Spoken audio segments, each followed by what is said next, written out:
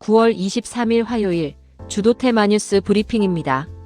오늘은 보안, 로봇, 대북, 원자력, 반도체, 비만 치료제, 그리고 바이오 개별 종목과 주요 개별 이슈까지 테마별 흐름과 기사 속 배경을 깊이 있게 짚어보겠습니다. 첫 번째, 보안 관련주입니다. 서울신문에 따르면 질병관리청의 전산망에서 국민의 개인정보가 대거 유출되는 사고가 발생했습니다. 이번에 빠져나간 정보는 단순한 이름이 아니라 BMI, 체중, 질병 이력 등 민감한 건강 데이터까지 포함되어 있었습니다. 최근 몇 달 사이 카드사, 통신사, 공공기관 해킹 사건이 이어지는 가운데 이제는 국가기관의 보건 데이터까지 뚫렸다는 점이 충격을 줬습니다. 정부는 긴급 점검에 나섰지만 투자자들은 이 사건을 보안산업 전반의 수요 확대 신호로 해석했습니다. 주가는 강하게 반응했습니다. S2W와 텔코웨어가 나란히 상한가에 안착했고 소프트캠프가 12.69%, 사이버원도 10.88% 상승했습니다. 앞으로 보안 시장은 클라우드 보안, AI 기반 위협 대응, 헬스케어 데이터 보안 등 세분화된 영역에서 새로운 성장 기회를 열 것으로 보입니다. 두 번째, 로봇 관련주입니다.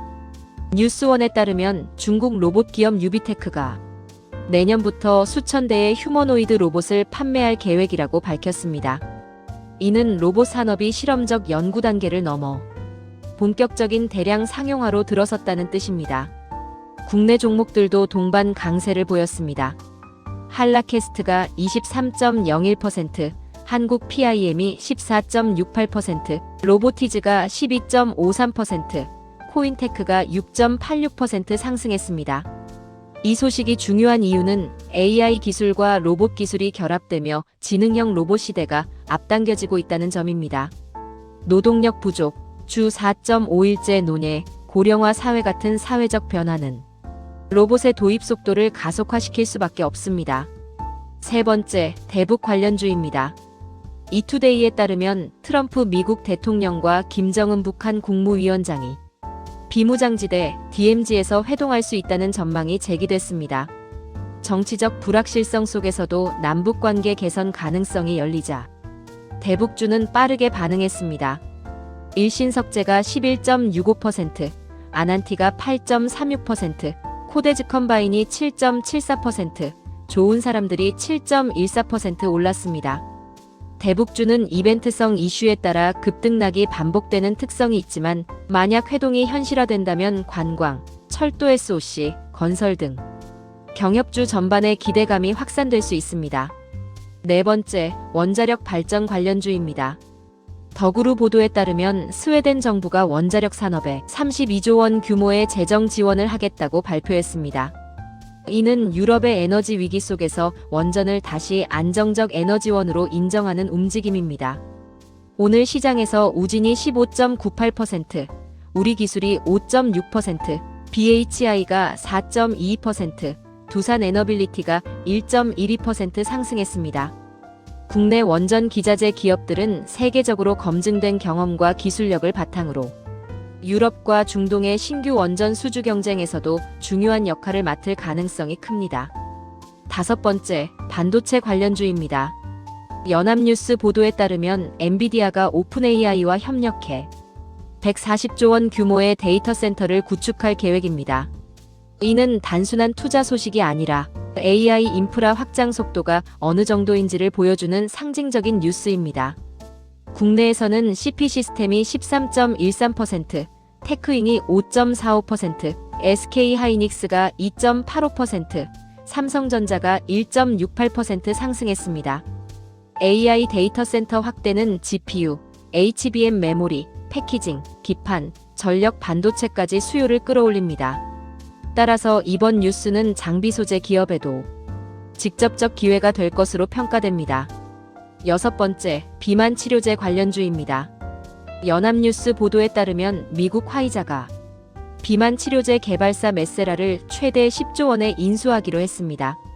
세계 제약사들이 비만 치료제를 핵심 성장 동력으로 보고 있다는 방증입니다. 국내에서는 IT캠이 12%, 한미약품이 5.46%, 올릭스가 3.93% 상승했습니다. 반면 D&D파마텍은 단기 차익 매물로 마이너스 4.64% 하락했습니다.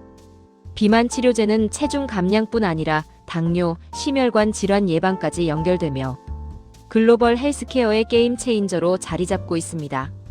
7번째, 바이오 개별 종목입니다. 먼저 프로티나입니다. 다국적 제약사와 계약을 체결했다는 소식에 29.94% 상한가를 기록했습니다. 바이오 벤처가 글로벌 제약사와 협력하는 사례는 곧 연구 성과의 가치를 시장에서 인정받는 신호로 받아들여집니다. 코오롱 티슈지는 골관절염 신약 TGC가 다시 주목을 받으면서 13.29% 올랐습니다. 이 신약은 관절 내 직접 주사의 연고를 재생시키는 방식으로 고령화 시대에 맞는 치료제라는 점에서 투자자들의 관심이 큽니다.